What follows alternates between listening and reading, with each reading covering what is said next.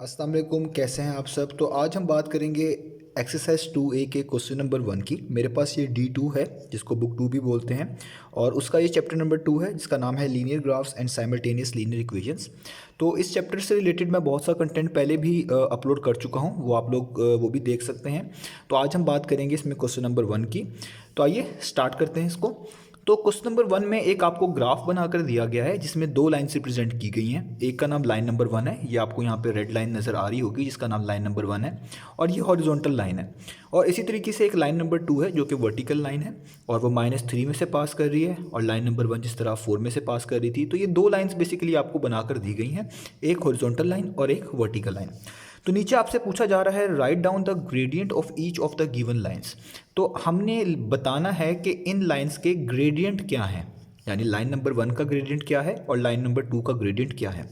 अब पहले आपको पता होना चाहिए ग्रेडियंट किसको बोलते हैं। ग्रेडियंट बेसिकली बोलते हैं vertical change divided by horizontal change. अगर आपके पास कोई भी ग्राफ में कोई लाइन हो और आपको उससे कहा जाए कि ग्रेडियंट मालूम करना है, तो इसका मतलब है कि इन लाइंस में आपने कुछ पॉइंट्स पिक करने हैं और जो उनमें वर्टिकल चेंज आ रहा है और जो उनका हॉरिजॉन्टल चेंज आ रहा है उनको डिवाइड कर देना है, तो आपको हमेशा मिलेगा ग्रेडियंट। वर्टिकल चेंज को बोलते हैं चेंज इन वाई कोऑर्डिनेट्स, या आप कह लें जो वाई एक्सिस पे जो वैल्यूज आपको मिलेंगी उस लाइन के लिहाज से, उसमें जो चेंज आया है उसके लिहाज से हम देखेंगे और उसको डिवाइड करेंगे चेंज इन एक्स कोऑर्डिनेट्स, जो एक्स कोऑर्डिनेट्स की वैल्यूज़ हैं उनमें जो फ़र्क आ रहा है इस लाइन के लिहाज से उससे डिवाइड करेंगे। ये फ़र्क क्या आ रहा है और ये चीज़ मैं क्या बोल रहा हूँ, ये जब हम यहाँ पे सॉल्व करेंगे आपको अच्छे से समझ आ जाएगी। अब ये होती है ग्रेडियंट। ग्रेडियंट को कभी कभार स्लोप भी बोलते हैं और इसको m से रिप्रेजेंट करते हैं। ग्रेडियंट और स्लोप बिल्कुल इंटरचेंजेबली एक दूसरे की फॉर्म में रिप्रेजेंट किए जाते हैं कभी कभार, लेकिन जब आप हायर स्टैंडर्ड्स में जाएंगे तो ग्रेडियंट बेसिकली वेक्टर से रिलेट हो जाएगा और स्लोप एक अलग चीज़ बन जाएगी। वैसे ये दोनों इंटर रिलेटेड चीज़ें हैं, एक जैसी ही होती हैं, और अभी लाइंस के केस में, ग्राफ के केस में और इस लेवल तक हम ग्रेडियंट और स्लोप को एक जैसा ही मान रहे होते हैं। तो ग्रेडियंट का मतलब क्या होता है? ग्रेडियंट का मतलब होता है कोई भी चीज़ स्ट्रेट लाइन होने से कितना डिविएट करती है उसको बोलते हैं उसकी ग्रेडियंट। या आप इसको इस तरह भी कह सकते हैं कि किसी भी चीज़ की स्टीपनेस को शो करती है ग्रेडियंट, कि वो उर्दू में हम उसको बोलेंगे कोई भी चीज़ में कितनी ढलवान है वो बेसिकली कहलाती है उसकी ग्रेडियंट। तो मैंने बता दिया ग्रेडियंट और स्लोप दोनों ही वर्ड यूज़ किए जाते हैं, लेकिन स्लोप और ग्रेडियंट का ताल्लुक वहाँ जाके थोड़ा सा क्लियर होता है जहाँ पे आप हायर क्लासेस में जाएंगे तो आप वेक्टर्स पढ़ेंगे और वहाँ के आपको पता चलेगा कि ग्रेडियंट जो है एक वेक्टर से रिलेट हो जाता है और स्लोप थोड़ा सा सिंपल क्वांटिटीज़ के अंदर एक्स वाई कोऑर्डिनेट्स के अंदर ही हम उसका नाम वहाँ पे स्लोप लिख रहे होते हैं। अदरवाइज़ काफ़ी हद तक सिमिलर ही क्वांटिटीज़ होती हैं, इनमें कोई खास फ़र्क होता नहीं है। तो अब हम बात करने वाले हैं ग्रेडियंट की। तो अब हमने इन दोनों लाइन की जो ग्रेडियंट निकाल ली है, मैं आपको पहले ही बता दूं वीडियो में कि इनका आंसर बहुत छोटा सा है, यानी आपको देख के ही पता चल जाया करेगा कि इस तरह की लाइंस जो हॉरिजॉन्टल होंगी इनकी हमेशा ग्रेडियंट होती है 0, और जो वर्टिकल लाइन होती है इनकी ग्रेडियंट होती है अनडिफाइंड। तो इसके आंसर मैंने आपको पहले ही बता दिए कि लाइन नंबर 1 का जो ग्रेडियंट है, क्योंकि आप देख भी सकते हैं बिल्कुल स्ट्रेट लाइन है, इसमें कोई भी स्टीपनेस नहीं है, कोई भी ढलवान नहीं है, तो इसकी ग्रेडियंट होती है 0। और जो ये वर्टिकल लाइन है इनकी ग्रेडियंट होती है अनडिफाइंड।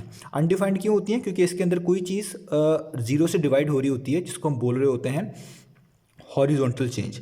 तो इनके आंसर्स यही हैं कि लाइन नंबर 1 की ग्रेडियंट जो है वो है 0 और लाइन नंबर 2 की जो ग्रेडियंट है वो है अनडिफाइंड। तो अगर आपको आंसर्स ही चाहिए तो मैंने बोल दी हैं, आप यही आंसर्स कोट कर सकते हैं, वही इसका सोल्यूशन भी है। लेकिन अगर आप समझना चाहते हैं कि ये किस तरीके से 0 है और ये किस तरीके से अनडिफाइंड है तो वीडियो आगे देखें, क्योंकि अक्सर स्टूडेंट्स कहते हैं कि वीडियो लंबी हो गई है या कोई चीज़ छोटी थी आपने डिटेल में बता दी है। तो मैं कोशिश करता हूँ कि हर स्टूडेंट का फ़ायदा हो, क्योंकि हर स्टूडेंट डिफरेंट होता है। कुछ स्टूडेंट्स को काफ़ी चीज़ें पहले से पता होती हैं, उनको सिर्फ कुछ चीज़ें जाननी होती है और वो जल्दी से सवाल कर लेते हैं। लेकिन कुछ स्टूडेंट्स बिल्कुल स्टार्ट से एंड तक देखने आते हैं कि उनको स्टार्ट से पता चले डिटेल्स क्या है और पीछे कंसेप्चुअल नॉलेज क्या इन्वॉल्व हो रहा है, तो उनके लिए फिर वो चीज़ हेल्पफुल होती है। तो मैंने आपको आंसर बोल दिए हैं, अगर आपके लिए काफ़ी हैं तो आप वीडियो यहाँ से छोड़ सकते हैं। अगर आप समझना चाहते हैं कि इन दोनों के आंसर्स किस तरीके से लिखने हैं और ये किस तरीके से आए हैं तो आप आगे देखें। तो आइए स्टार्ट करते हैं और निकालते हैं सबसे पहले लाइन नंबर 1 की ग्रेडियंट। तो मैं सबसे पहले यहाँ पे लिख दूँ कि ग्रेडियंट का फार्मूला क्या होना है, क्योंकि हमने ये बार बार इस एक्सरसाइज में यूज़ करना है। तो ग्रेडियंट का फार्मूला होता है वर्टिकल चेंज, जिसको मैं बोल रहा हूँ चेंज इन वाई कोऑर्डिनेट्स, ठीक है, डिवाइडेड बाय हॉरिजॉन्टल चेंज। यानी जो वर्टिकल चेंज आता है इसको आप हॉरिजॉन्टल चेंज से डिवाइड कर दें तो आपको मिलता है ग्रेडियंट। और कभी कभार इसको इस फॉर्म में भी लिखा जा सकता है और उसको पढ़ा भी जाता है राइज ओवर रन। राइज का मतलब होता है खड़े होना, यानी खड़े जब आप होते हैं तो वर्टिकल चेंज आ रहा होता है, और रन का मतलब होता है लेट से भागना, तो भागने में आप हॉरिजॉन्टल चेंज मूव कर रहे होते हैं ग्राउंड के ऊपर, तो इसलिए इसको इस तरह भी बोल देते हैं vertical change over horizontal change, यानी राइज ओवर रन। और मैं आपको बता चुका हूँ यही डेफिनेशन स्लोप की भी होती है, और इसको एम से रिप्रेजेंट किया जा रहा होता है। तो ये इंटरचेंजेबली दोनों टर्म्स हैं जो हम यूज़ कर रहे होते हैं एक ही चीज़ के लिए। कभी कभार थोड़ा सा फ़र्क मैंने आपको बताया तब आके आता है जब आप वेक्टर से इसको जोड़ते हैं, तो तब ग्रेडियंट का एक मीनिंग थोड़ा सा अलग नज़र आता है वेक्टर से जुड़ के, लेकिन वैसे ग्रेडियंट और स्लोप एक जैसी चीज़ें ही कहलाई जाती हैं अभी स्टेज पे। तो अब हमने rise over run find out करना है, तो इस चीज़ को किस तरीके से हम निकाला करेंगे और ग्राफ में किस तरीके से देखा करेंगे किसी चीज़ का ग्रेडियंट क्या बन रहा है, किसी लाइन का या किसी भी चीज़ का। तो अब हम अपने ग्राफ की तरफ चलते हैं। तो ये आपके पास ग्राफ है, हम लाइन नंबर 1 की बात करने लगे हैं। यहाँ पे मैं लिख देता हूँ कि ये मैं लाइन नंबर 1 की ग्रेडियंट जो है बेसिकली निकालने लगा हूँ यहाँ पे। तो किसी भी चीज़ की आपने ग्रेडियंट निकालनी होगी तो आपने उस पर 2 पॉइंट्स ढूंढने हैं, ऐसे 2 पॉइंट्स जिसमें से ये लाइन पास कर रही हो, या आप कह लें वो ऐसे 2 पॉइंट्स होने चाहिए जो इस लाइन के ऊपर हों। तो ऐसे 2 पॉइंट्स आपने ढूंढने हैं, तभी आपको ग्रेडियंट इजीली पता चलेगा।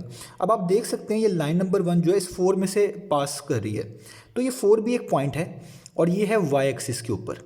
तो ये बहुत क्लियर पॉइंट है, तो हम पहले इस पॉइंट को ही पिक कर लेते हैं। आप कोई सा भी पॉइंट पिक कर सकते हैं, यहाँ पे पिक कर लें, यहाँ पे पिक कर लें, जहाँ जहाँ तक ये लाइन जा रही है वहाँ से कोई सा भी पॉइंट पिक कर सकते हैं। तो मैंने एक लाइन ये पिक कर लिया जो कि बहुत ईजी था, विजिबल था कि ये 4 में से पास कर रही है। तो कोई भी पॉइंट जो वाई एक्सिस के ऊपर होता है, चाहे ऊपर हो या नीचे यहाँ पे वाई एक्सिस पे हो, उसका एक्स कोऑर्डिनेट 0 होता है। हम बोलते हैं कि जो वाई एक्सिस है इस पे एक्स कोऑर्डिनेट 0 होते हैं, और जो एक्स एक्सिस होता है इस पे वाई कोऑर्डिनेट 0 होते हैं। तो ये जो वाई एक्सिस है इस पे एक्स कोऑर्डिनेट 0 होता है, तो जब भी आप इस पे कोई पॉइंट लें तो इसमें आपको एक्स कोऑर्डिनेट खुद से 0 रखना पड़ता है। तो मैं मिसाल के तौर पे यहाँ पे ये वाला पॉइंट ले रहा हूँ 4 वाला, तो मैं इसके इस तरह कोऑर्डिनेट्स लिखूंगा। मैं लिखूंगा P1, यानी इसका नाम मैं पॉइंट नंबर 1 रख रहा हूँ। इसका एक्स कोऑर्डिनेट 0 होगा और वाई कोऑर्डिनेट वही होगा जिसमें से पास कर रहा है, यानी 4, तो ये हो जाएगा 4। इसी तरीके से यहाँ पे एक पॉइंट और लेना पड़ेगा इस लाइन के ऊपर। अब वो आपकी चॉइस है, आप चाहे यहाँ पे ले लें चाहे यहाँ पे ले लें, कोई सा भी पॉइंट आप पिक कर सकते हैं। अब किस तरह पॉइंट लेना होता है, पॉइंट में एक्स की वैल्यू होती है, वाई की वैल्यू होती है, क्योंकि ये हॉरिजॉन्टल लाइन है और ये वाई की वैल्यू पे तो फिक्स्ड है। आप देख रहे हैं ये 4 में से पास कर रही है, कोई चेंज नहीं हो रही, लेकिन एक्स की काफ़ी सारी नीचे वैल्यूज अवेलेबल है जिसके कॉरस्पॉन्डिंग आप इस लाइन का आंसर जान सकते हैं। जैसे फॉर एग्जाम्पल मैं कहता हूँ कि मुझे इस पॉइंट 1 पे देखना है कि इस लाइन पे क्या आंसर आएगा वाई की वैल्यू का। तो आपने क्या करना है, नीचे जो पॉइंट 1 लिखा होगा इसके बिल्कुल स्ट्रेट ऊपर जाना है, वहाँ तक जहाँ तक ये लाइन है, यानी आपने कोई भी पॉइंट पिक करना हो तो उस लाइन तक जाना होता है। तो यहाँ पे ये हॉरिजॉन्टल लाइन है, इसके ऊपर तो कोई एक्स के पॉइंट्स नहीं है, इसके नीचे ही हैं, तो इसलिए मैं इस तरह एक्स से मैंने खुद से एक वैल्यू चूज़ की है 1, और आपने इस लाइन तक जाना है यहाँ तक। जब आप यहाँ तक पहुँच जाएंगे फिर आपने इसके सामने देखना है क्या लिखा हुआ है वाई की वैल्यू। तो इसके सामने आप देखें 4 लिखा हुआ है। आप अगर यहाँ से 2 भी पिक करते हैं तो बिल्कुल स्ट्रेट ऊपर जाते लाइन तक और इसके सामने देखते क्या लिखा हुआ है, तब भी 4 लिखा हुआ है। यहाँ से भी पिक कर सकते थे, -2 के ऊपर जाएँ, और यहाँ पे क्योंकि y इस साइड पे नहीं है, इस साइड पे है, तो आपको यहाँ पे देखना पड़ता, तो यहाँ पे y की वैल्यू सामने देखते तो 4 लिखा हुआ है। यानी आप कोई सी भी x की वैल्यू पुट कर लें आपको y का आंसर 4 ही मिल रहा है, ये चेंज नहीं हो रहा। तो मैं अभी फिलहाल ये पिक कर रहा हूँ कि अगर x की वैल्यू 1 ली जाए तो y का आंसर कितना आता है 4। तो मैं यहाँ पर लिखूँगा अगर x की वैल्यू 1 हो तो इस लाइन के लिहाज से y का आंसर जो एग्जिबिट हो रहा है वो हो रहा है 4। जब आप ये लिख लेंगे तो ये काफ़ी हो जाएगा आपके लिए इसकी ग्रेडियंट निकालने के लिए। ये आपका x कोऑर्डिनेट होता है, ये आपका y कोऑर्डिनेट होता है। इसको मैं कह लेता हूँ लेट से x1, इसका नाम रख रहा हूँ, और इसको कह लेता हूँ y1। इसी तरीके से इस नए वाले पॉइंट को कह लेता हूँ x2 और इसका नाम रख लेता हूँ y2। ठीक है, ये नाम ही है, आप कुछ भी रख सकते हैं। अब ग्रेडियंट निकालना है इनका, तो ग्रेडियंट इसका आएगा राइज ओवर रन या वर्टिकल चेंज। वर्टिकल चेंज बोलते हैं जो वाई कोऑर्डिनेट्स में चेंज आ रहा हो, यानी इन 2 कोऑर्डिनेट्स में जो चेंज आया है उसको पहले लिखेंगे। तो उसका तरीका ये होता है फाइनल माइनस इनिशियल कर दें, यानी y2 माइनस y1 कर दें। तो y2 है 4 और y1 है 4, दोनों ही 4 हैं, तो 4 माइनस 4 ये चेंज होगा, divided by horizontal change. Horizontal change का मतलब है जो x कोऑर्डिनेट्स में चेंज आ रहा है इनको माइनस कर दें। तो नया वाला पॉइंट जो है x2 वाला वो 1 है और पुराने वाला 0 है, तो यहाँ पे आप कर लेंगे 1 माइनस 0, यानी फाइनल माइनस इनिशियल। आप इनको चेंज भी कर सकते हैं, आप इसको पहले पिक कर सकते हैं, इसको बाद में रख सकते हैं, तब भी यहाँ पे आंसर में कोई फर्क नहीं आएगा। तो अब आप इसको सॉल्व कर लें, 4 माइनस 4 0 होता है, 1 माइनस 0 1 होता है, और 0 डिवाइडेड बाई 1 क्या आता है 0। तो इससे पता चल गया कि लाइन नंबर 1 की जो ग्रेडियंट है वो क्या है 0। तो आपने लिख देना है the gradient of line 1 is 0। और यहाँ से आपको एक और चीज़ बहुत इंपॉर्टेंट पता चली जो अब आइंदा सॉल्व नहीं किया करेंगे, वो ये है कि जब भी हॉरिजॉन्टल लाइन आती है इसकी हमेशा ग्रेडियंट 0 आया करेगी। जब भी हॉरिजॉन्टल लाइन हुआ करेगी इसकी ग्रेडियंट हमेशा जीरो आया करेगी, क्योंकि इसके अंदर जो बेसिकली वर्टिकल चेंज होता है वो आ ही नहीं रहा होता, वो फिक्स्ड होता है 4 पे। तो आपने देखा भी हमारे केस में भी वो वर्टिकल चेंज आ ही नहीं रहा था, इसलिए ऊपर 4 - 4 करना पड़ा, तो हमेशा आंसर जीरो मिला करेगा। तो जब भी आपके पास हॉरिजॉन्टल लाइन आएगी आपने हमेशा खुद से ही लिख देना है कि उसकी ग्रेडियंट जीरो है, उसको निकालने की ज़रूरत नहीं होती। लेकिन मैंने यहाँ पे चीज़ें सिखा दी हैं क्योंकि मैं ये एक्सरसाइज स्टार्ट कर रहा हूँ, आपको बेसिक्स पता होनी चाहिए, कंसेप्चुअल नॉलेज अच्छा होना चाहिए कि क्यों जीरो होती हैं। तो उस क्यों का जो जवाब था वो मैंने दे दिया है। तो जब भी हॉरिजॉन्टल लाइन आएगी उसका ग्रेडियंट क्या होगा, जीरो, और वर्टिकल जो कि अगली लाइन है उसका होगा ग्रेडियंट हमेशा अनडिफाइंड। तो ये हो गया इसके लाइन नंबर 1 का आंसर। अब इसके लाइन नंबर 2 का आंसर देख लेते हैं। तो देखिए लाइन नंबर 2 पे भी इस तरह ही करना है। ये एक वर्टिकल लाइन है और मैं बता चुका हूँ उसकी स्लोप अनडिफाइंड है। अब वो कैसे अनडिफाइंड होगी ये हमने बस यहाँ पे प्रूव करना है। अब आपने भी इस लाइन के ऊपर 2 पॉइंट्स ढूंढने हैं। अब वो 2 पॉइंट्स किस तरह ढूंढे, तो देखिए पहले तो देखिए लाइन पास किस में से कर रही है, तो ये वाई एक्सिस में से तो पास नहीं कर रही है, वर्टिकल लाइन है, ये एक्स एक्सिस में से पास कर रही है, तो एक पॉइंट तो ये बनेगा -3। जिस तरह वाई एक्सिस पे जो पॉइंट होता है उसका एक्स कोऑर्डिनेट जीरो होता है, अगर कोई एक्स एक्सिस पे टच कर रहा होगा तो उसका वाई कोऑर्डिनेट जीरो होगा। तो जल्दी से यहाँ पे लाइन नंबर 2 के लिए हम डिटेल्स लिख लेते हैं। तो लाइन नंबर 2 इसकी बात कर रहे हैं हम, तो खुद से एक पॉइंट पिक करेंगे, उसका नाम P1 रख लेते हैं। और क्योंकि हम एक्स एक्सिस के ऊपर एक पॉइंट पिक कर रहे हैं तो मैंने आपको बताया एक्स एक्सिस पे वो पॉइंट वैसे ही लिखते हैं जिसमें से पास कर रहा है, यानी -3, और वाई कोऑर्डिनेट क्या होता है, जीरो। ये आप लोगों ने याद रखना है। अब एक और पॉइंट भी चाहिए होगा जिसका नाम P2 रखना पड़ेगा। अब वो भी आपकी चॉइस है, आप कौन सा पॉइंट ले सकते हैं। इस पूरी लाइन पे बहुत सारे पॉइंट्स हैं। अब आपने देखना है इन सारे पॉइंट्स पे x की और y की वैल्यू क्या है, वही वहाँ पे हमने पॉइंट लिखना है। अब वो लाइन हॉरिजॉन्टल थी तो नीचे से x की वैल्यूज़ पिक करी और उस तक लेके आए और सामने y की वैल्यूज़ देखी। ये लाइन वर्टिकल है तो यहाँ पे x की वैल्यू तो चेंज ही नहीं हो रही, वो तो -3 रह रही है क्योंकि ये लाइन कहीं और मूव तो कर ही नहीं रही। जिस तरह y की वैल्यू 4 पे ही स्टक थी, ये -3 पे ही स्टक है। तो यहाँ पे ये वाली वैल्यूज़ आप डिफरेंट ले सकते हैं। पहली वाली लाइन में x वाली वैल्यूज डिफरेंट ले सकते थे, वो चॉइस थी आपके पास, और इस वाली लाइन में x की वैल्यू फिक्स हो चुकी है -3 और यहाँ पे बहुत सारी वैल्यूज अवेलेबल हैं, ये आप ले सकते हैं। कैसे लेंगे, x की तो फिक्स है, इसको छोड़ दें, y की वैल्यूज देखें, कोई सी भी वैल्यू पिक कर लें, लेट्स से 1 पिक कर लेता हूँ। 1 आपने इस पॉइंट को, जब भी आपने कोई भी पॉइंट पिक करना है उस लाइन तक लेके जाना है। तो वो लाइन यहाँ पे है लेफ्ट पे, तो इस पॉइंट को यहाँ तक लेके जाएं, यहाँ तक पहुँच गए आप। इसका मतलब 1 के सामने और इसके नीचे देखें x की वैल्यू क्या है, वो है -3, यानी जब x -3 होगा तो y की वैल्यू 1 कहलाएगी।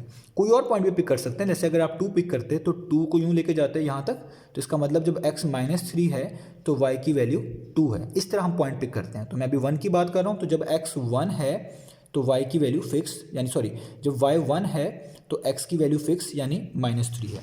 तो मैं यहाँ पे लिखूँगा जब y 1 है, इनकी आपने जगह नहीं चेंज करनी, y की वैल्यू यहाँ पे लिखते हैं और x की वैल्यू यहाँ पे लिखेंगे -3। तो अब इनका भी ग्रेडियंट निकाल लेते हैं, बहुत इजी है। आप इनका नाम रख लें आसानी के लिए, जस्ट ये x1 है, ये y1 है और ये x2 है और ये एक पॉइंट y2 है। तो ग्रेडियंट निकाल लेते हैं इनका, बिल्कुल सेम प्रोसीजर। क्या फार्मूला था, वर्टिकल चेंज यानी चेंज इन y कोऑर्डिनेट्स। तो इन दोनों कोऑर्डिनेट्स में क्या चेंज आ रहा है, y2 - y1 कर देंगे, यानी 1 - 0 कर देंगे, डिवाइडेड बाय हॉरिजॉन्टल चेंज, यानी x कोऑर्डिनेट्स में क्या चेंज आ रहा है, यानी -3 -3 और ये वाला जो माइनस लगा रहा हूँ ये डिफ़ॉल्ट साइन है, जो कि आता ही है, चेंज निकाल रहे हैं तो माइनस का साइन डिफ़ॉल्ट साइन है, और ये वाला -3 आगे वैसे ही। ठीक हो गया। अब इसको आप सॉल्व कर लें तो 1 - 0 तो 1 ही होगा, तो -3, और आप जानते हैं माइनस माइनस प्लस हो जाएगा, तो यहाँ पे भी +3 हो जाएगा इस तरीके से, और -3 + 3 होता है 0, यानी ये आ गया 1/0। और आप लोग जानते हैं कि किसी भी चीज़ को 0 पे हम डिवाइड नहीं करते, ये बेसिकली कहलाएगी अनडिफाइंड, या इसको हम इन्फिनिटी बोलते हैं। बेसिकली ये इन्फिनिटी होता है, 1/0 इन्फिनिटी, जिसको हम इनडिटर्मिनेट फॉर्म भी कभी कभार कह सकते हैं। तो अभी इसको हम लिखा करेंगे अनडिफाइंड।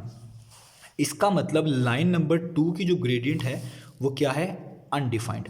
तो अब आपको दो बातें पता चल गई कि जब भी हॉरिजॉन्टल लाइन होगी उसकी ग्रेडियंट हमेशा 0 आया करेगी, और जब भी वर्टिकल लाइन होगी उसकी ग्रेडियंट हमेशा अनडिफाइंड होगी। तो यही इसके आंसर थे कि लाइन नंबर 1 की ग्रेडियंट 0 क्यों थी और लाइन नंबर 2 की ग्रेडियंट अनडिफाइंड क्यों थी। तो मैंने इसको एक्सप्लेन कर दिया है, आंसर मैंने स्टार्ट में ही बोल दिया था कि आप लोगों को ताकि कंसेप्ट अच्छे रहें, ताकि कोई और क्वेश्चन आए तो आप जल्दी से बता सकें कि इसमें ग्रेडियंट क्या होने वाला है। तो उम्मीद करता हूँ आपको ये चीज़ समझ आई होगी।